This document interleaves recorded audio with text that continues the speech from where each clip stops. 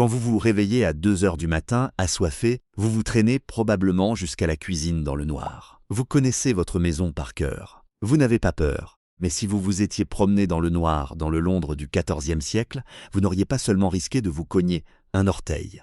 Vous auriez pu être arrêté. Dans le droit médiéval anglais, le simple fait de sortir la nuit sans source de lumière faisait de vous un suspect aux yeux de la loi. Vous étiez classé comme un night walker, un rôdeur nocturne. Car avant l'électricité, l'obscurité n'était pas un simple désagrément, c'était un mur opaque et aveuglant. Et les outils que nos ancêtres utilisaient pour y survivre étaient chers, dangereux et sentaient parfois la viande en décomposition. Aujourd'hui, nous subissons une telle pollution lumineuse que les astronomes utilisent une mesure appelée l'échelle de Bortle pour la suivre.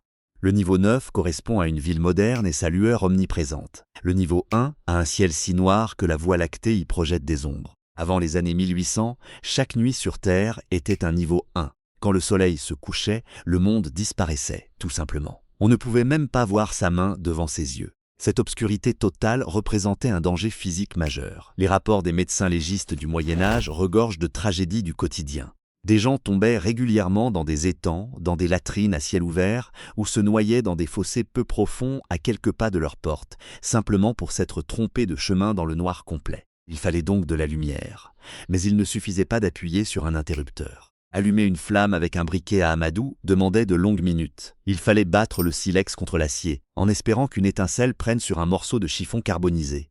Essayez donc, les mains gelées dans le noir absolu. Et une fois la flamme obtenue, l'entretenir était un luxe. Quand on pense à l'éclairage d'autrefois, on imagine de belles et grosses bougies en cire d'abeille. Mais la cire d'abeille était incroyablement chère. Elle était réservée à l'église, aux riches et à la noblesse. Le commun des mortels, lui, se contentait du suif. Le suif est de la graisse animale fondue, le plus souvent de mouton ou de bœuf. Une chandelle de suif ne sentait ni la vanille ni la lavande. Elle dégageait une odeur d'abattoir chaud. Elle recouvrait le plafond d'une suie grise et graisseuse. Pire encore, la mèche ne se consumait pas toute seule. Toutes les 10 minutes, il fallait couper manuellement le bout carbonisé avec une paire de ciseaux spéciaux appelés mouchettes. Si vous oubliez, la flamme s'emballait, crachait de la graisse bouillante et risquait de mettre le feu à votre maison. Le suif était si essentiel à la survie qu'en période de grande famine, les familles pauvres en venaient à manger leurs chandelles pour ne pas mourir de faim. Et si l'on était trop pauvre pour s'offrir même de la graisse de bœuf, on utilisait alors la chandelle de jonc.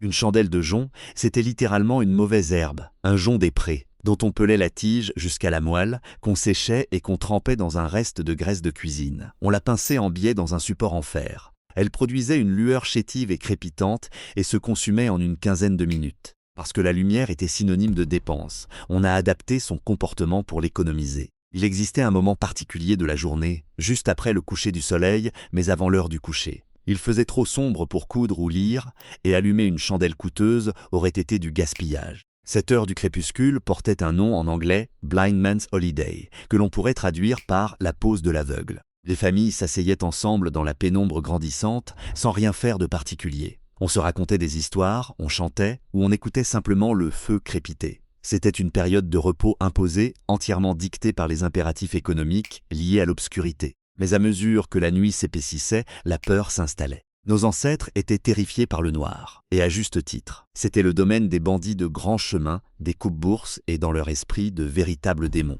Mais le monstre le plus terrifiant de la nuit n'était pas surnaturel, c'était le feu. Les villes préindustrielles étaient presque entièrement faites de bois, de chaume et de pois. Une seule lanterne renversée ou un âtre mal surveillé pouvait incinérer 10 000 foyers avant le lever du soleil. C'est de là que vient le concept de couvre-feu. Le mot anglais curfew vient de l'ancien français couvre-feu, qui signifie littéralement couvrir le feu.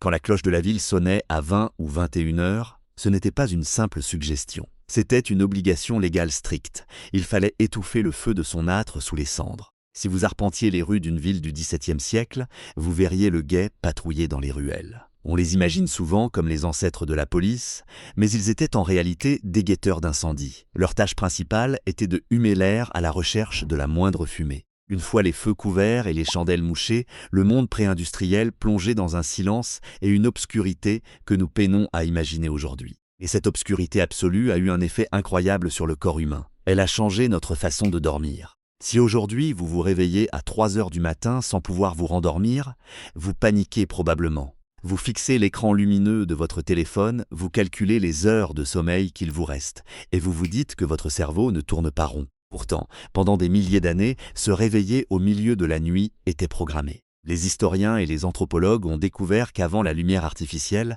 les humains avaient un sommeil biphasique. Ils dormaient en 2 temps. On allait se coucher peu après la tombée de la nuit pour un premier sommeil. Puis, vers minuit ou 1 heure du matin, on se réveillait naturellement. On ne paniquait pas, on restait éveillé pendant 1 heure ou 2. Pendant cette parenthèse d'éveil, dans le noir complet, on priait. On analysait ses rêves. On discutait à voix basse avec son conjoint. Les médecins recommandaient même ce créneau au cœur de la nuit comme le moment idéal pour concevoir, car le corps était reposé, mais pas encore épuisé par le labeur du jour suivant. Après 1 heure ou 2 d'éveil dans l'obscurité, on se laissait glisser dans un second sommeil pour se réveiller à l'aube.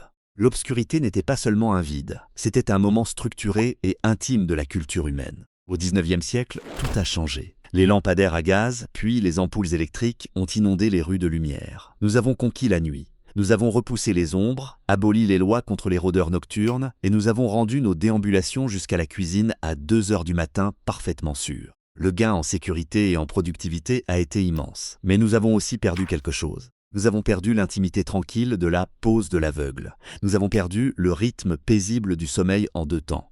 Nous avons fait de la nuit une simple version plus sombre du jour. Nous avons banni l'obscurité et en contrepartie, nous avons oublié comment y trouver le repos.